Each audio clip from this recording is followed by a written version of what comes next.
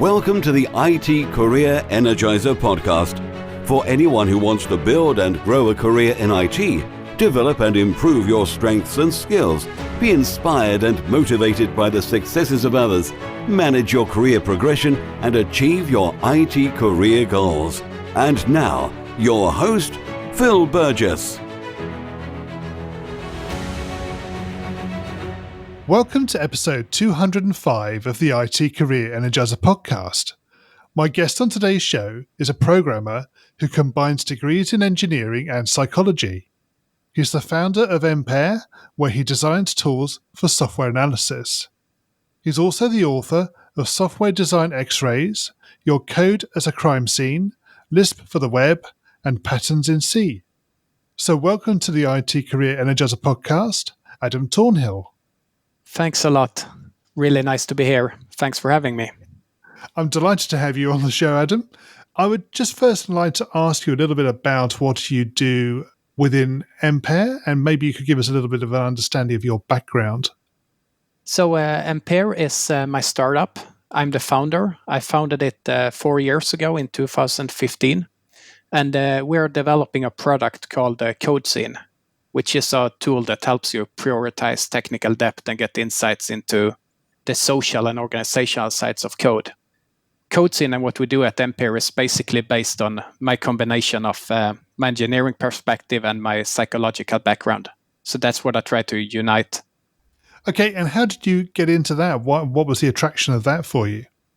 Yes, it basically goes back to my old life. I used to be a software consultant, and I was often hired as a tech lead or an architect. And I found those issues really, really hard to deal with. I mean, where do we focus improvement? And how can we ensure that we get anything out of it? So that's what led me down that path many years ago. Right. So you designed a solution to your own problem. That's right. I never intended it to be a product. Basically what I did in my previous book, Your Code as a Crime Scene, I tried to describe the techniques I had been using successfully for a number of years. And once I finished the book, I kind of realized that I've really just scratched the surface. There's so much more to do.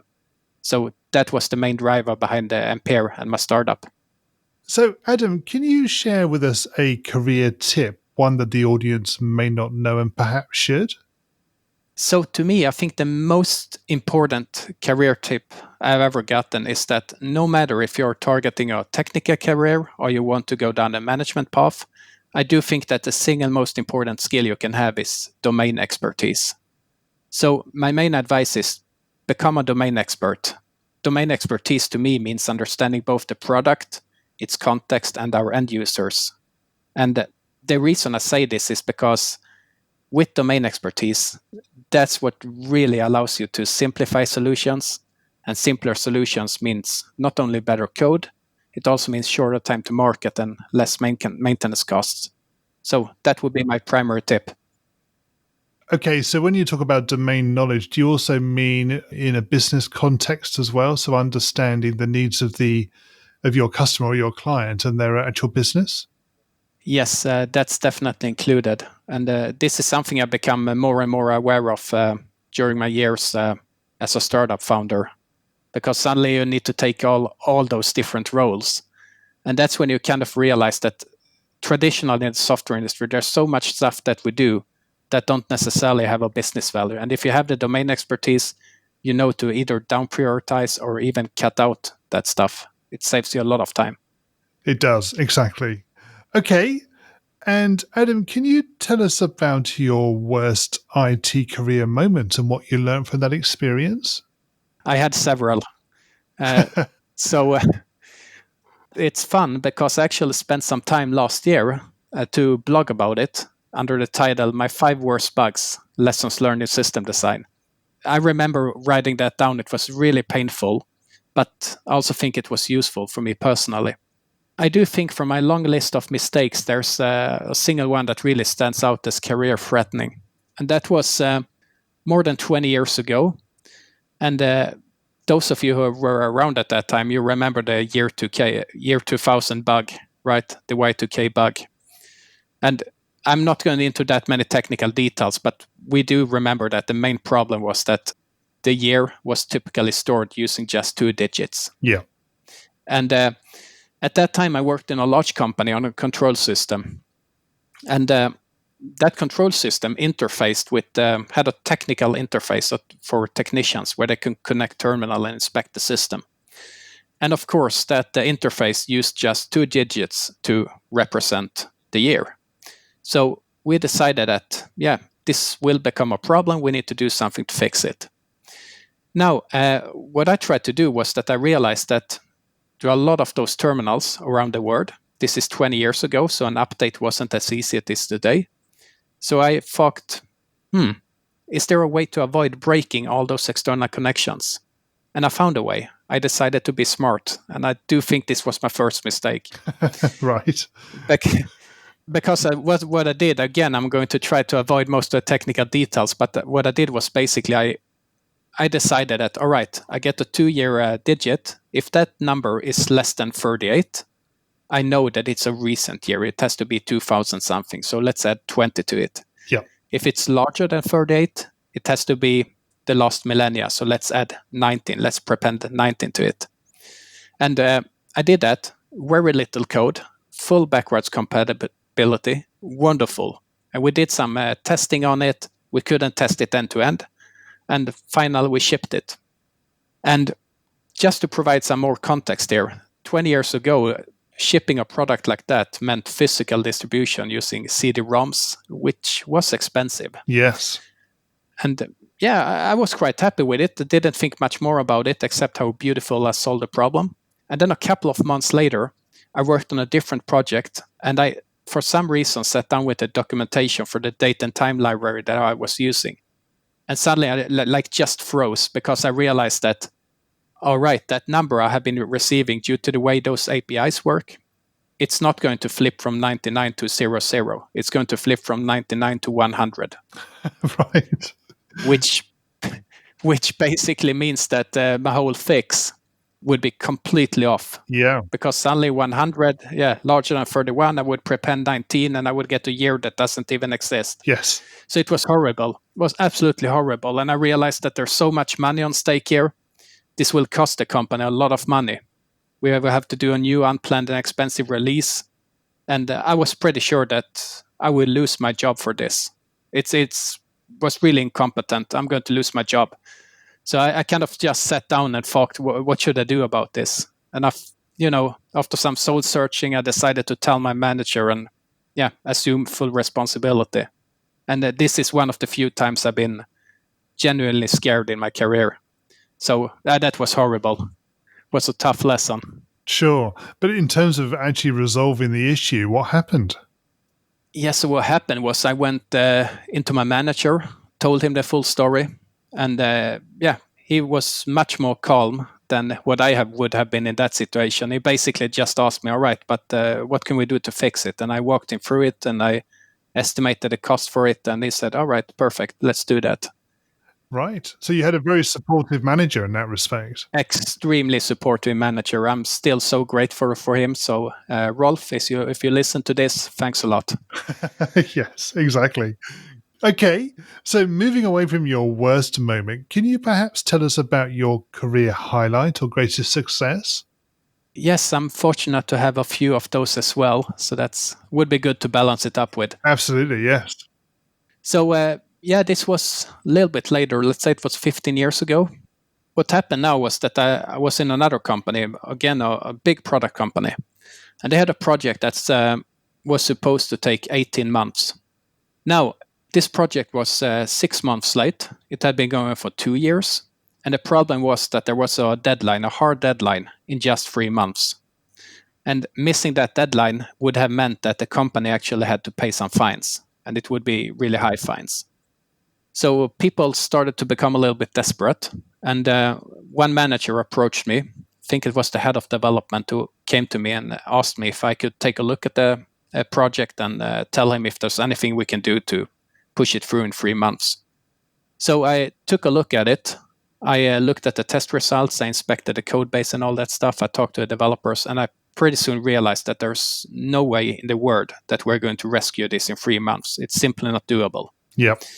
So it was an unfortunate situation, but what I did in that situation was that I went to the manager and I said that we could indeed fix it, but we can only fix it under two conditions. And the first condition is that you have to let me do whatever I need to do.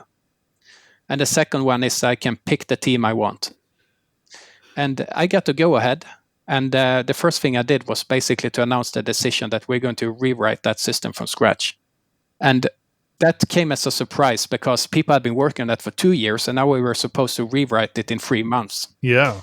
So some people start to get a little bit pale, and it turned out that system, that replacement system, became a real success. We actually had the first version installed in not 3 months, but in 6 weeks.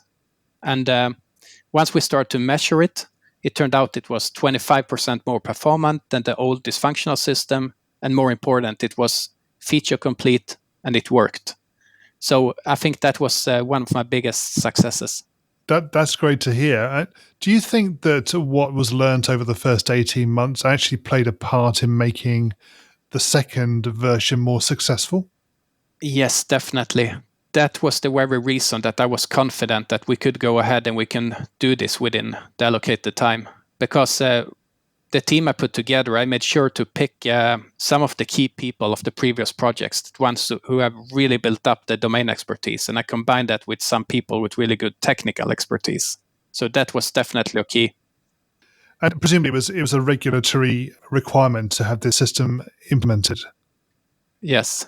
I mean, the whole business I worked in at that time was heavily regulated. It was actually a safety critical system, so it had some very hard requirements on it. Yeah. Okay. So, Adam, what excites you about the future of the IT industry and careers in IT? Yeah, for me personally, it's what I like the most about our industry is that it changes so rapidly, and I love to learn new stuff. And from that perspective, I don't think there's any better career than in IT because our landscape is changing all the time. Yes. So that's what I like the most. As you say, it's continual change. I think potentially the rate of change has been accelerating over the last few years as well. I just wonder how far that will go. Yeah, I have that feeling as well. I'm just not sure if it really is that way or if I'm just getting older. I'm not sure. Yes, you may be right. It may be that, but maybe the pace of change is getting too much for us. I don't know. Maybe that's it. Yeah. Okay, we're going to go into the reveal round now. We're going to find out a little bit more about you and the way you think. Are you ready for this? Yeah. Yes, I'm ready.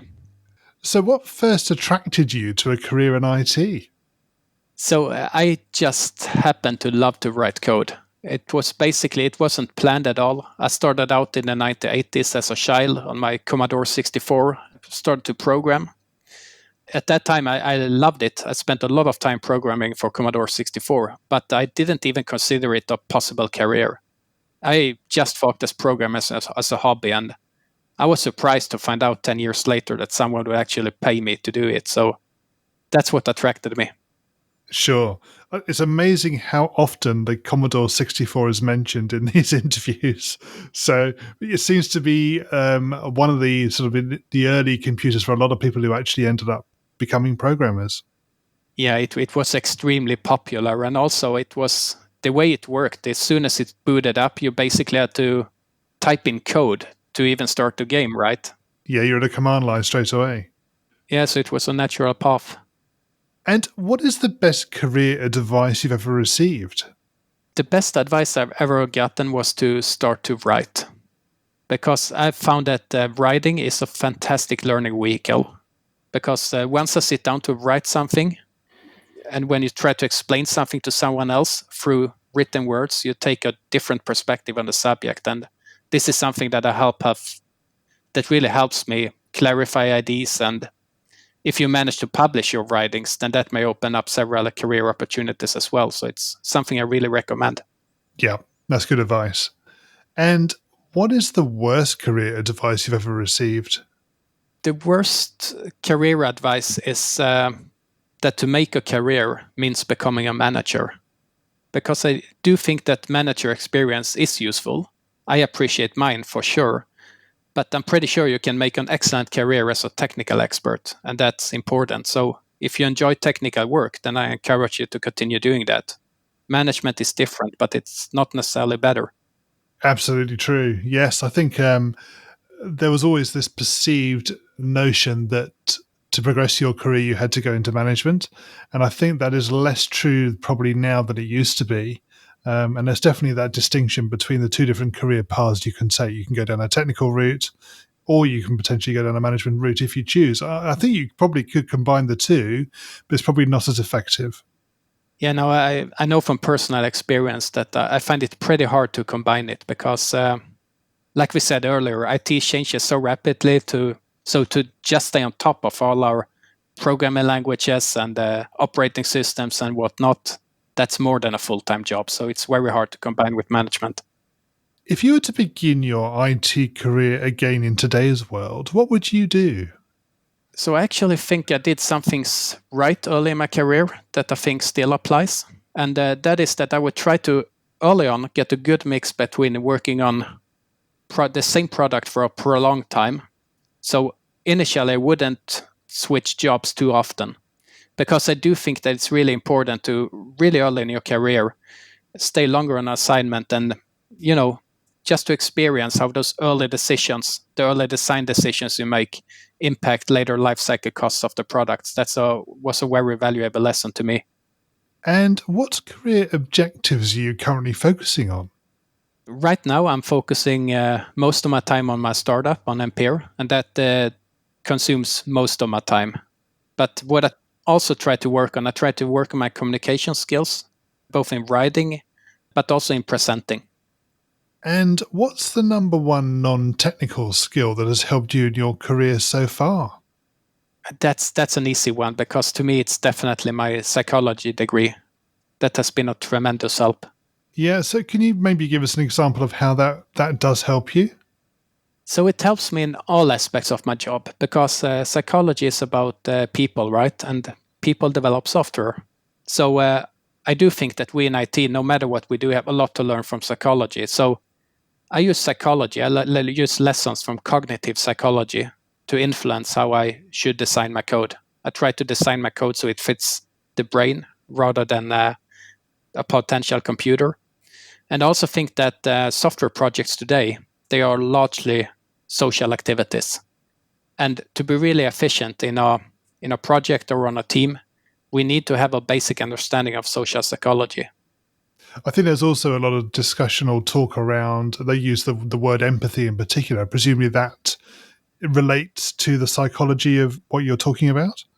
Yeah, it's definitely related. And it's also part of, forming the culture. And to really form a culture, I think it really helps to be aware of potential social biases and group biases because they do occur often in software projects. Yes. And what do you do to keep your own career energized? What works really well for me, that is to do side projects. And the side projects that I choose, I try to pick something that's as unrelated to my work as possible. I try to pick something very, very different. That's what tends to energize me. Can you give us an example of one, maybe? Yeah, so right now what I do is I'm implementing a deep learning neural network from scratch. Not because I need it for my job, because there are so many available frameworks, but rather because I think it's a fun and interesting task on its own. Yeah, and then presumably it gives you a different way of thinking about things and exercises your brain in a different way. Yeah, and at other times I might learn something completely different. So last year I spent some time learning about the ancient hieroglyphs, for example, which is also a little bit like programming, right? Learning a new vocabulary, how it fits together. And you never know. It sounds completely unrelated, but there comes a day when exactly that knowledge is something that gives you an idea that you can actually execute on.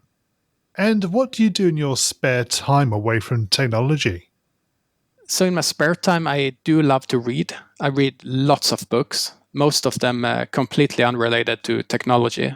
And of course, I also love to spend time with my kids. I have two of them, and I love hiking and nature in general. Yeah, so out in the fresh air. Yeah, I love it. Adam, can you share a parting piece of career advice with the IT Career Energizer audience? Yeah, so my most general advice, and this is a harder one, but my most general advice is to learn. I think that's the most important skill you can have. And there are several ways of approaching that. If you choose a technical path, it makes sense to have experience with as many different programming paradigms and design paradigms as possible, because that makes learning something new so much easier, because you can easily relate it to something you already know, to some mental model that you already have. So learn to learn. Yeah, that's a great tip. And finally, what's the best way we can find out more about you and connect with you? Yeah, so I actually have 2 blogs. I have my personal blog at adamtornhill.com. I have my company blog at empear.com. And I'm on Twitter as Adam Tornhill. And I do go to lots of different developer conferences. So if you see me there, drop by and say hi. Adam, thank you so much for joining me on the podcast today. It's been great chatting with you. Thanks a lot. Thanks for having me. Well, I hope you enjoyed listening in to today's episode and to my guest career tips, advice, and experiences. You'll find a show notes page for today's episode on the IT Career Energizer website, which will be itcareerenergizer.com/e, and then the number of today's episode. And a quick reminder that the show has now 3 episodes every week on Mondays, Wednesdays, and Fridays. So make sure that you are subscribed to the show to get new episodes automatically downloaded. Also, don't forget to join the IT Career Energizer community Facebook group. You'll get to engage with other like-minded people, get to find out more about upcoming guests and other episodes, and can get involved in the future direction of the podcast. It really is a great pleasure to be able to talk to so many inspirational people from across the industry and to be able to share their stories and advice with you.